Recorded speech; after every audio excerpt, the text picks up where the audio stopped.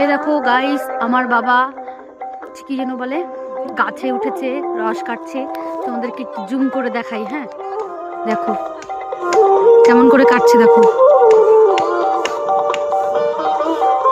একটা হাতুড় দিয়ে পিটাচ্ছে, একটা বাটাল দিয়ে, আর ওই যে একটা হাড়ি নিচে ওটা পাতাবে। আমার বাবা কিন্তু জানেও না আমি ভিডিও করছি। কতটা দূর দেখো, দেখলা? এই দেখো,